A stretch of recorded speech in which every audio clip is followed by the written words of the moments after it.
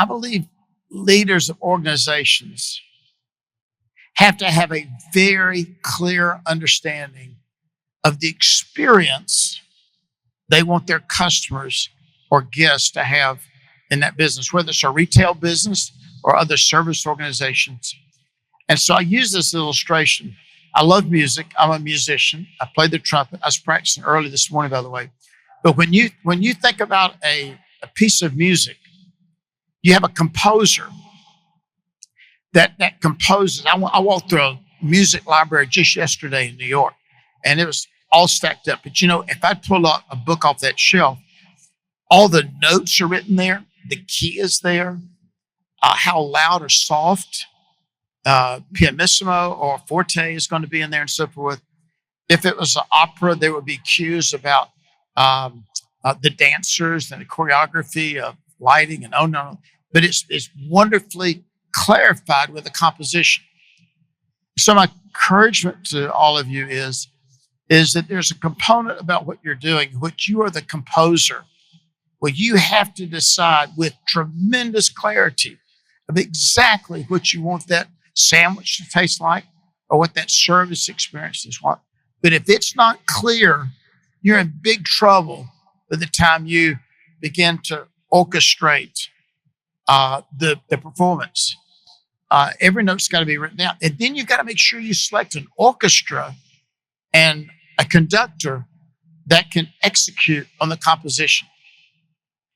And please do not dummy down the music based on the musicians sitting in the orchestra. Do not dummy down the music. Don't change the score. Don't take all the 16th notes and make them all quarter notes just because you don't have the right people sitting in the orchestra. You got to get as Jim Collins says, you got to get the right people on the bus and the right seat on the bus to make this happen. But if this isn't clear, forget the rest of the bus. Because if there's a mist in the pulpit, there's going to be a fog in the pew, as they say in the preacher terms. So we got to have this right. That's good, man.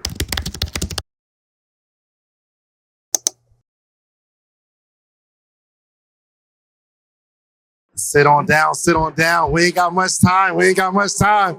But make some noise if you love Chick Fil A. I love it. All right, sit down. We gotta get going.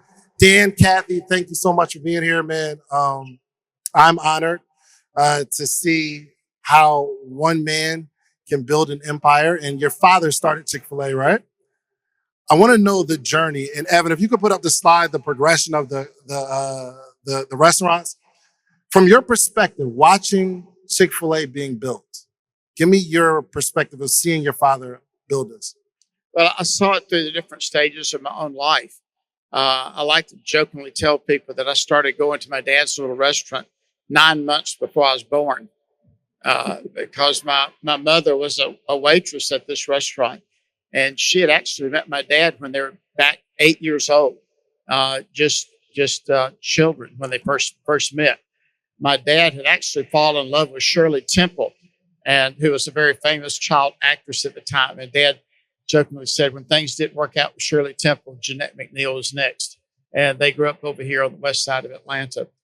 But as a child, I had little jobs. This is if I wanted to spend time with my mom and dad, particularly my dad, he'd take us to work and we'd run around, just kids. It was a playtainment concept for us. And we would have little jobs that we were assigned to do. One of my jobs I had was to pull gum out from underneath the tables and chairs in the restaurant. Back in the 50s, a lot of people smoked cigarettes.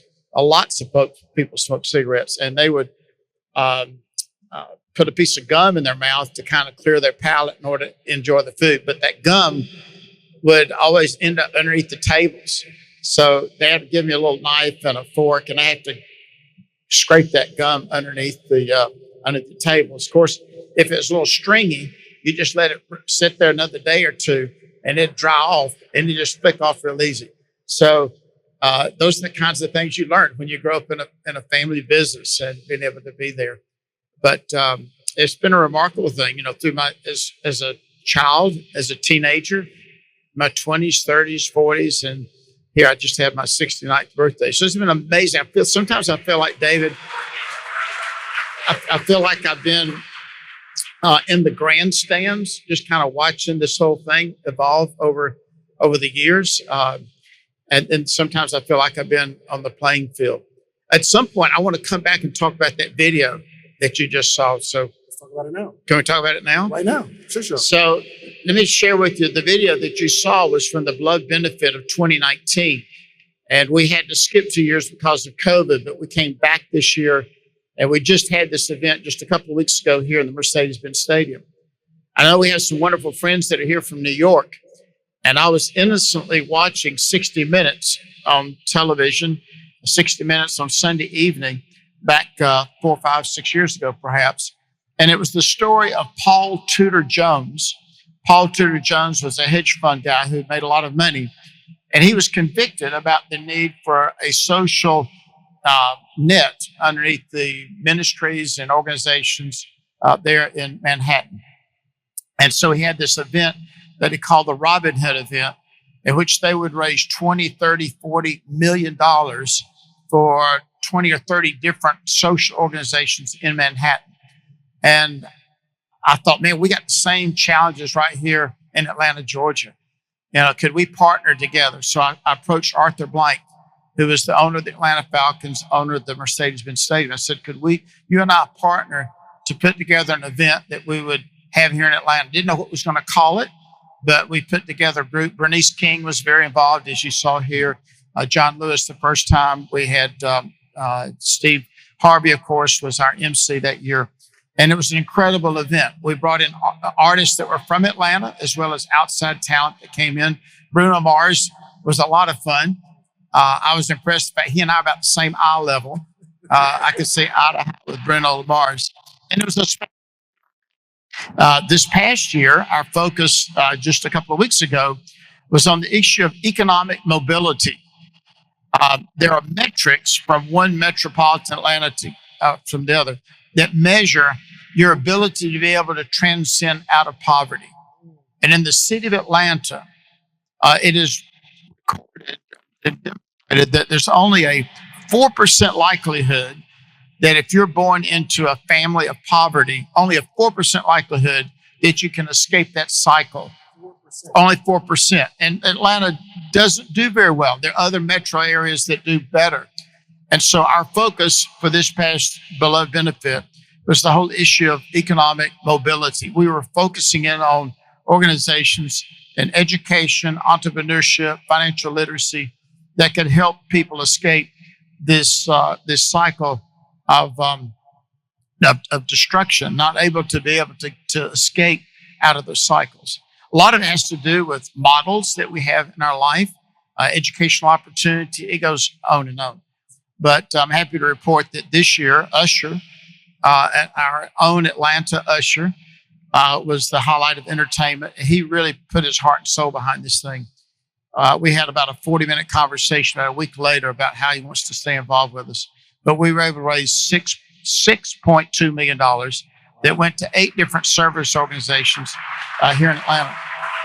So let me ask you, how does someone qualify? How do you pick the people that you want to help? Is it organizations that teach financial literacy, or how do you qualify them? Yes. So Rodney Bullard, who heads up the Chick Fil A Foundation, he's got a group of Atlanta leaders, and they're the ones that, as a committee, sit down and address what is going to be our focus for a particular year and who the beneficiaries might be. But all is money that stays right here in Atlanta. My point in sharing this with all of us here today is that we all need to get convicted about things that really matter. I love one of the quotes from Martin Luther King. He says, "We begin to die when we quit caring about the things that really matter."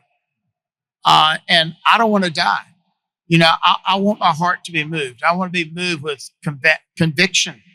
I want my heart to be moved by compassion and to see the things that are going on around us and to know that we can use that power of conviction to make a difference in the life and the world in which we live today. We've got a lot of challenges that we know that are out there. And so I want to share with all of you today that your convictions, the passions of your heart that ought to drive us all and be our energy and our ambition and motivation, not only for business, but business and free enterprise system is a wonderful, wonderful institution to graze the lifestyle of everyone, that everyone can participate in a better life. Better life is not just about prosperity, but better life is about joy and peace and happiness. And when you got joy, peace, and happiness that's filling your life, then it helps you be more innovative, more creative.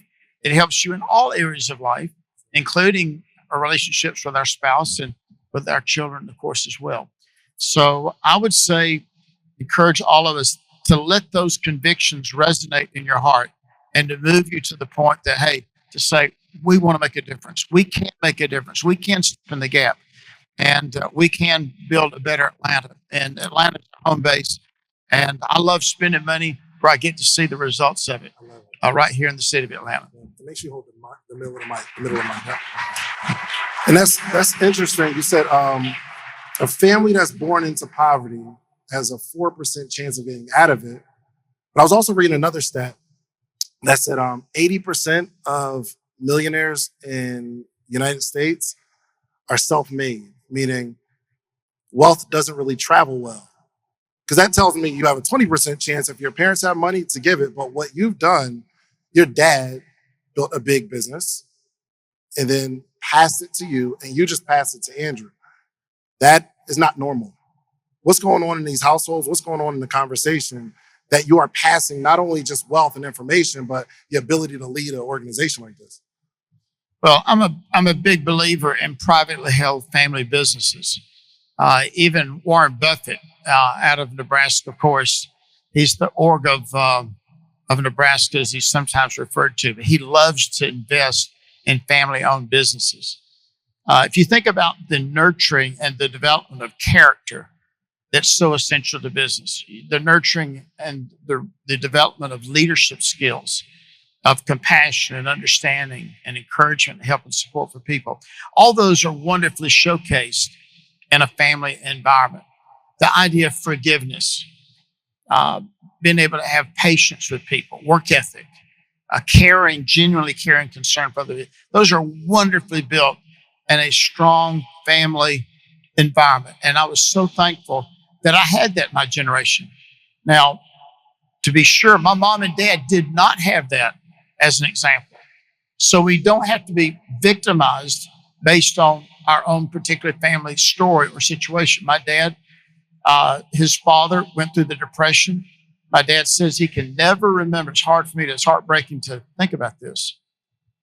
He said, I can never remember my father ever saying to me, I love you. When my dad took his last breath 8 years ago, the first thought that came to my mind, I hope my dad gets to hear, I love you, from his father. My mother, her father deserted her when she was just an infant, less than 6 months of age. She never had a father. And so between the two of them, they decided that the pendulum was going to swing the other way. And so they became just incredible, wonderful parents.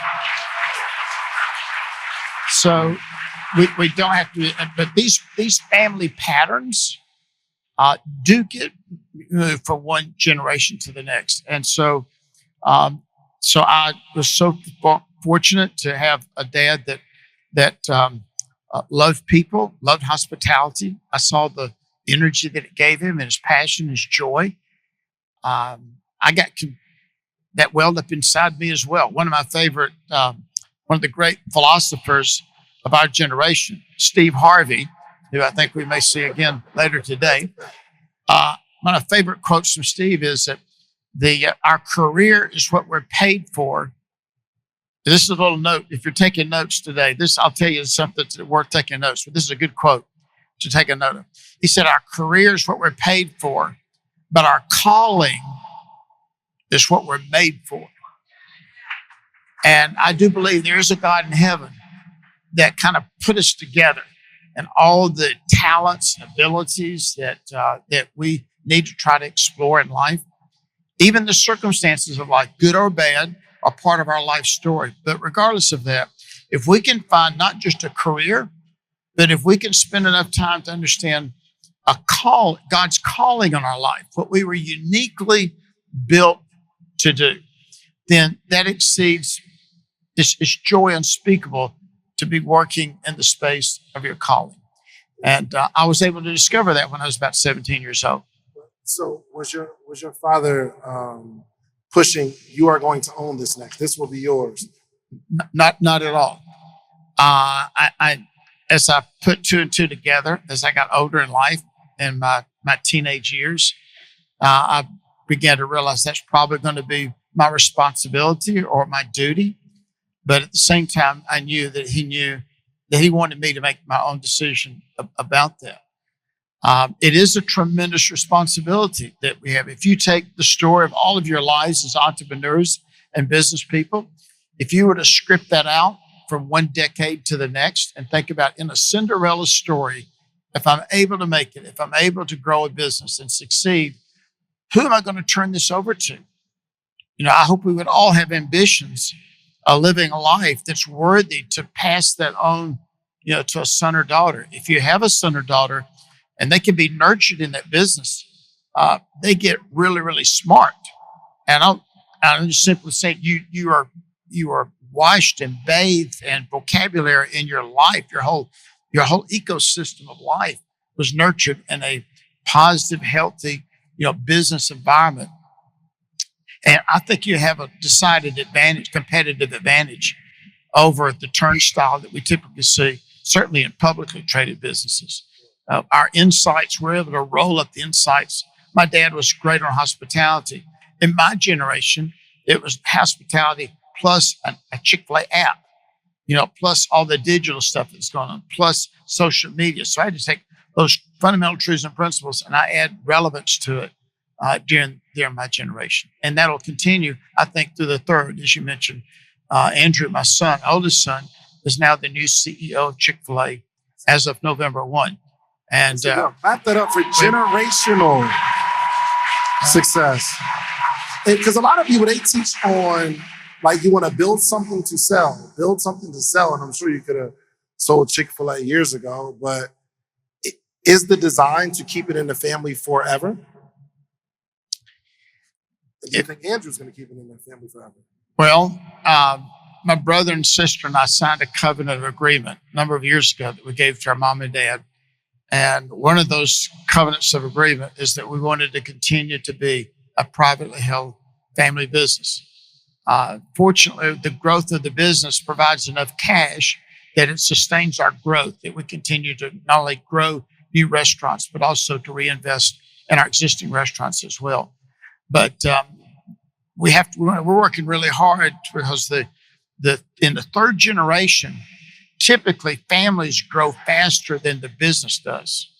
And so if you don't build a infrastructure, by the time you get into that second and third generation and we have committees and it's almost the organizational chart for our family, which is about 65 of us now, generation 2, 3, and 4. If you don't organize for that, you can have come aparts, you can have divisions, you can have, they're going to be people are going to be marrying into the family. And so you got to nurture their knowledge and understanding about how our family is going to operate, that we're committed to getting along together. We're not going to be divisive. We're going to learn to share. We're going to be respectful of one another. We're going to let everybody have their own space. Yeah. You got to talk about all of that in a very open way. Y'all have family reunions? You have family reunions? How many family? Do you have a family reunion? Like where y'all get together once a year? Yeah. Can I come? You have to take playtime. Oh, just pull up. You have to take playtime very seriously.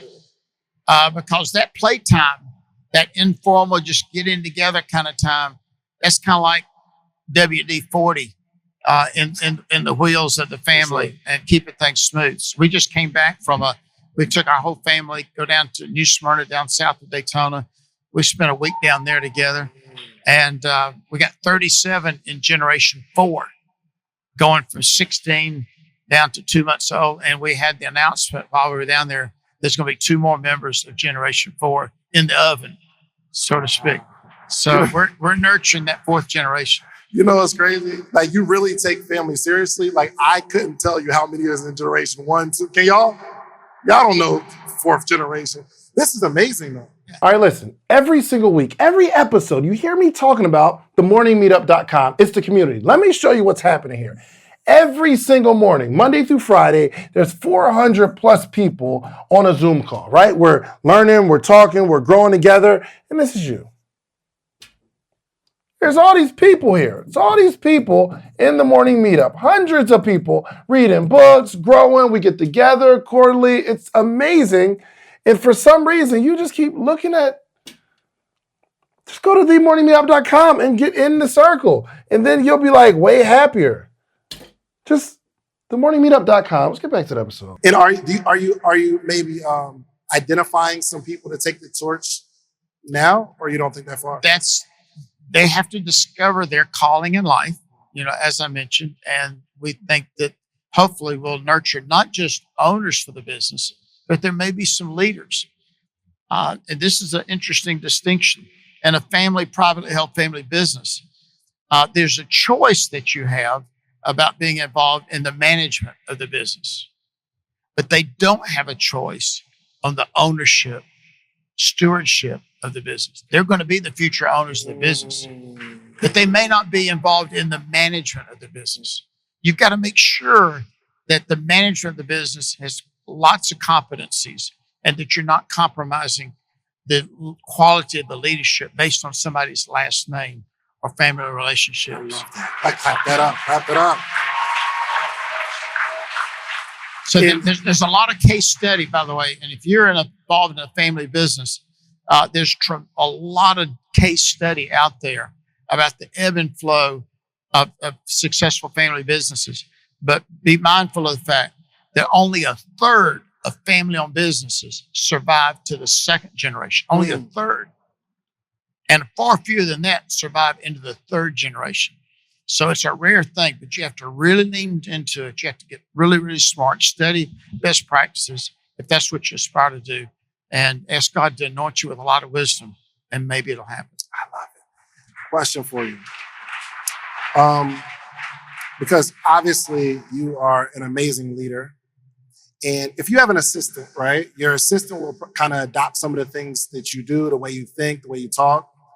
But not only has your dad passed down customer service to you, but you've been able to spread to 350,000 employees customer service. And anywhere you go, it's the same story. We're going the extra mile on customer service. How do you permeate that through your entire organization? 350,000 people adopting this same operation. Well, that's a good question. In fact, I brought something with me to help us illustrate that. I got no sandwiches in that bag? I got a couple of things in this sack that we'll talk about here, perhaps. Okay. And one of the things I brought here is a conductor's baton. So the question, David, is about how do we take service and how do we institutionalize it across the whole system? It's like asking, how do we get 2 pickles consistently on a Chick Fil A sandwich? And by the way, some of your parents should find this interesting. We deal with a lot of teenagers. And we put those pickles on the sandwich, on a Chick Fil A sandwich. We have to make sure those pickles are separated so that when you take a bite of the sandwich, you also get a little bite of this kosher dill pickle. The brininess of the saltiness of that pickle juxtaposed the sweetness of the Chick Fil A chicken. I don't think McDonald's considers all this. Yeah.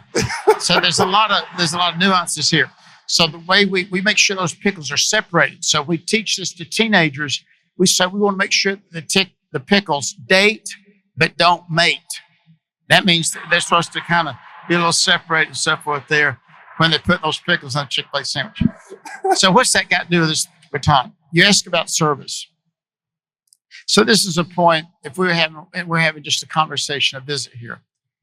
I believe leaders of organizations have to have a very clear understanding of the experience they want their customers or guests to have in that business, whether it's a retail business or other service organizations.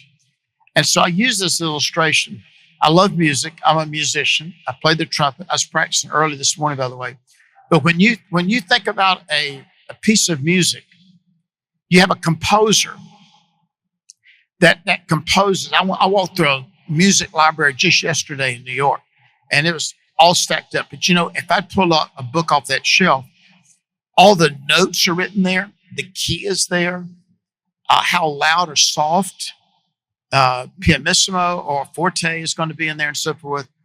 If it was an opera, there would be cues about the dancers and the choreography of lighting and no. But it's wonderfully clarified with the composition. So my encouragement to all of you is that there's a component about what you're doing, which you are the composer, where you have to decide with tremendous clarity of exactly what you want that sandwich to taste like or what that service experience is like. But if it's not clear, you're in big trouble by the time you begin to orchestrate the performance. Every note's got to be written down. And then you've got to make sure you select an orchestra and a conductor that can execute on the composition. And please do not dummy down the music based on the musicians sitting in the orchestra. Do not dummy down the music. Don't change the score. Don't take all the 16th notes and make them all quarter notes just because you don't have the right people sitting in the orchestra.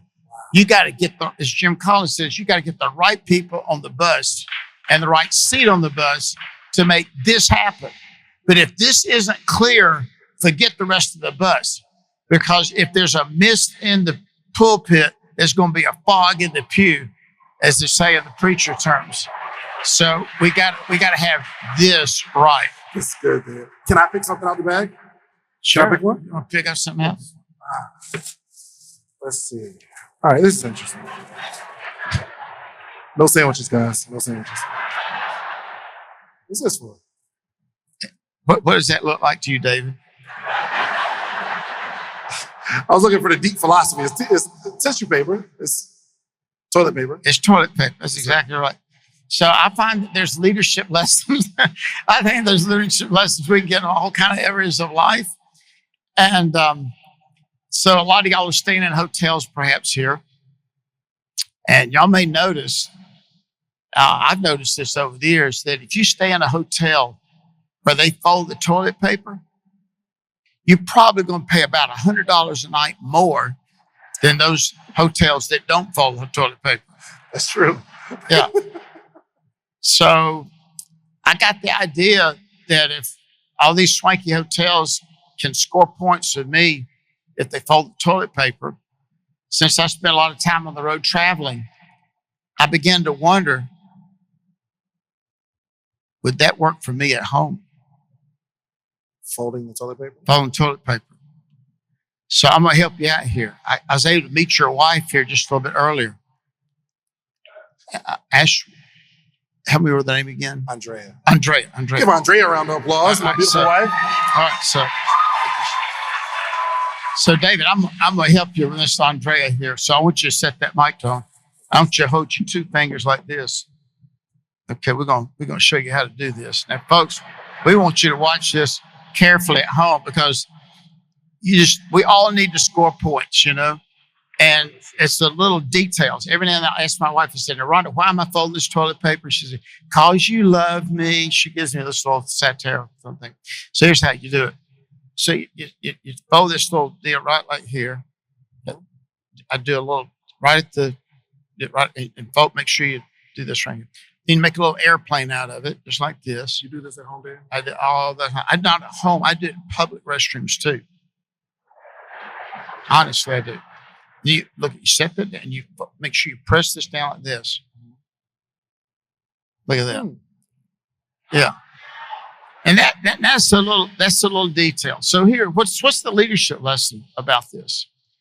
I believe a lot of life is about the details of life. It's about showing courtesy. It's about showing respect for other people.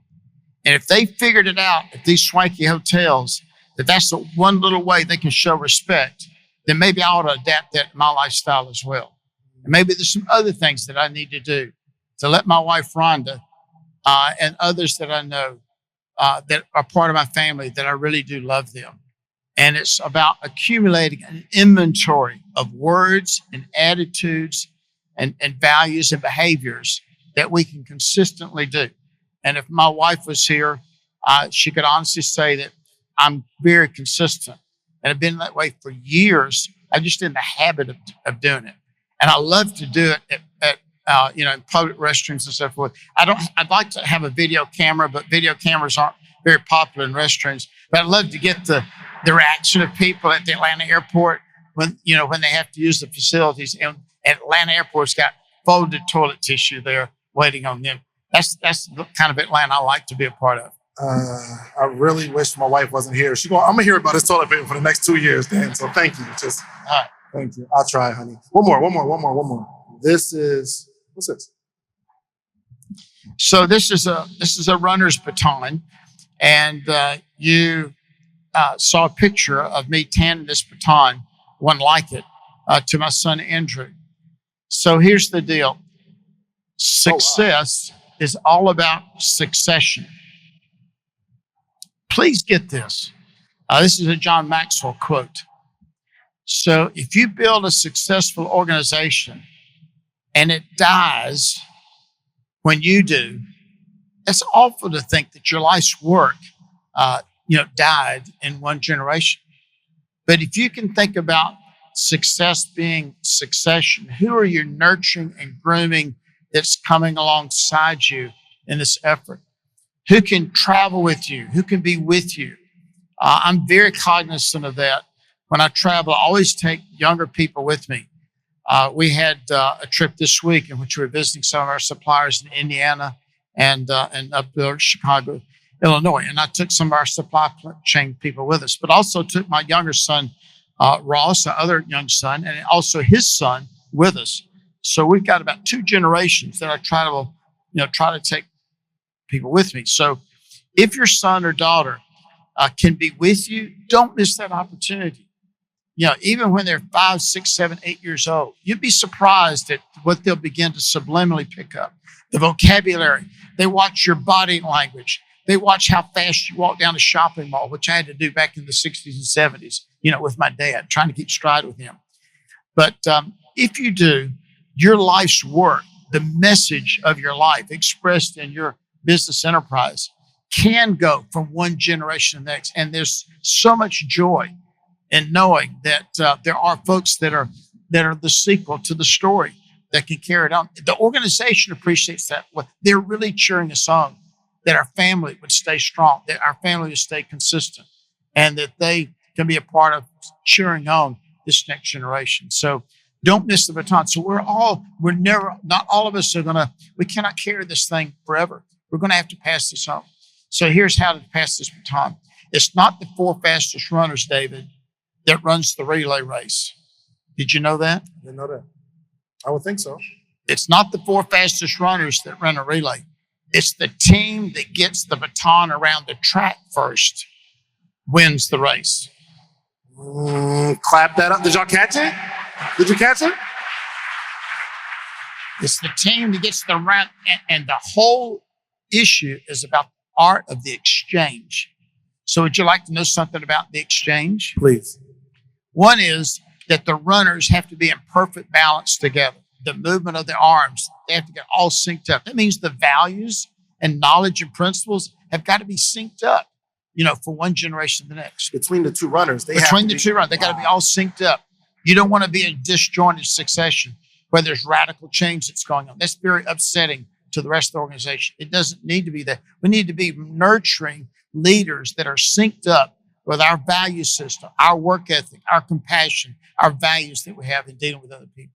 Second thing, this is interesting, is that when you hand this baton off, you do not want to drop this baton. So the way that I best let go of this baton is when I feel you pulling this out of my hands. Yes.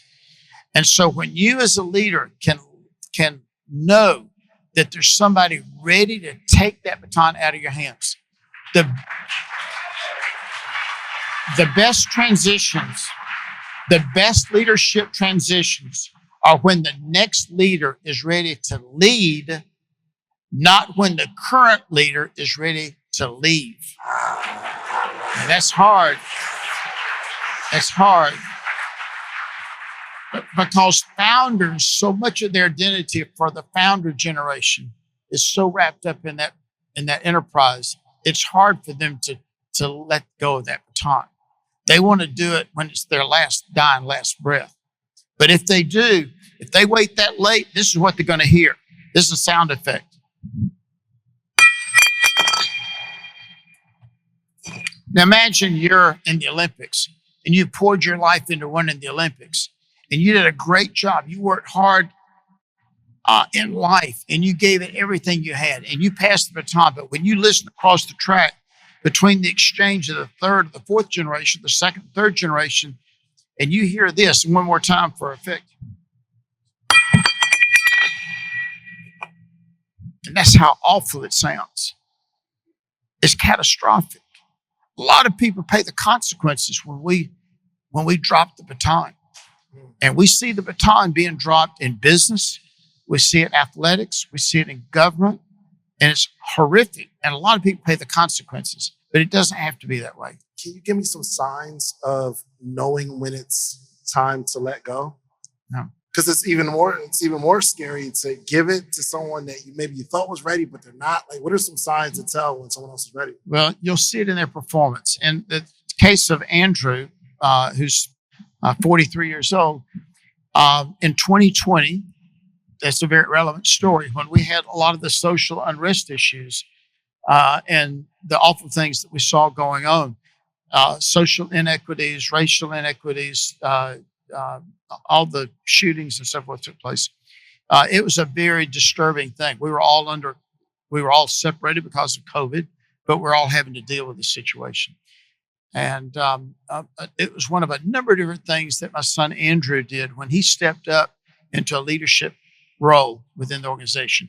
He took the microphone and he says, we're going to have some difficult conversations and we're going to have our executive committee and we're each going to take on 7 different groupings of difficult conversations with our Chick Fil A corporate staff to talk about racial inequities within Chick Fil A and ones that our people are having to deal with on a day-by-day basis. And they were heartbreaking conversations. For the first time, I didn't know about the talk that you have to have as a Black parent with a teenager about what happens if you have to be pulled off the side of the road. I have to say, I'd never had that conversation with African-American parent. I didn't know about it, but I certainly learned about it in these little small group conversations that Andrew orchestrated. He stepped up. He stepped up in a lot of different ways in the business. And, leaders are not just voted in the boardroom, they're voted on in the elevator. They're voted on by the rank and file of the people that identify with this new emerging leader and their willingness and desire to want to follow that leader. And I pray to God for all of us that we would nurture sons and daughters, or maybe even non-family members that have the courage and the work ethic and the acumen to be able to step up to the plate. We're running out of time. I got to touch on this. Can I get 5 more minutes? Just 2 minutes. Okay. First off, can I have a franchise? Can I have a franchise? So we'll be happy to give you an application. But last year we had 81,000 applicants, and we selected about 120 out of the 81,000 applicants. So Rashad was telling me that you guys are one of the most profitable franchise in terms of the owners of these franchise are guaranteed to make $500,000-$600,000. Is that true? No, sir. They're not guaranteed. There's no guarantee in entrepreneurship. There's always risk. Yeah. There's big risks that are involved. And in the Chick Fil A system, we've been able to introduce entrepreneurship, even though we provide all the capital for one of our operators to operate the location. We buy the land, we build it, we equip it, and we turn that over to an individual to operate as their own business. And then their performances and the income they receive is based on the sales and the profits that that business generates. We share also in the rewards of their performance and sales and in profits. Fortunately, the way the metrics of that works out from a sales volume standpoint, it provides a tremendous income for our restaurant operators, and they stay with us. They don't leave us. Average operator income is well over $500,000 a year annually for one location. And we enjoy a 98% retention rate among our restaurant operators, only 2% turnover. And so when you have that kind of loyalty and commitment to one another, you begin to grow these cycles of next generation leaders that come up into the business. About 70% of our operators, David, were actually hourly team members that just stayed with us, and now they're running their own businesses. Wow. So we're all about upward mobility. Dan, the clock has run out, but I need another hour to have a conversation. I'm going to come down I think we messed the program up. I said, when we got on the call, I said, Mr. Cathy, it's nice to meet you. And he said, well, my friends call me Dan. I said, are we friends, Dan? He said, yeah. So tell them we're friends. Yeah, y'all call We're me good, Dan, please. We're good? Okay. Makes our food taste better that way. Yes, sir. So we got to go, but can you leave us with any closing words? Yeah. So I'll close with this. My heart and encouragement, all of you, is the desire to be successful is a very noble thing in life. Success is about becoming the total person God wants you to be and accomplishing the goals that God helps you to set for your life. You want to be the total person God wants you to be mentally, emotionally, physically, and spiritually. You ignore any one of those four, mentally, emotionally, physically, or spiritually. You ignore it and not be the total person that God wants you to be. It's going to be a wrecking ball. It's going to be catastrophic. It's going to be a disaster. And we see that in media all over the place, in sports or government or private enterprise, where somebody does something really stupid. I mean, they were incredibly smart and they were very passionate and they were in great shape physically, but they had a moral failure, in their life, and it's catastrophic. But it's also success is about accomplishing the goals that God helps us to set for our life. And God-inspired goals will always exceed your checkbook and your calendar. They will always be big, hairy, audacious goals. So go for it. Go for it. Be the total person God wants you to be and go after it and accomplish the goals that God helps you to set for your life. Thank you. Ladies and gentlemen, Dan Cathy. You can do better than that. Come on now.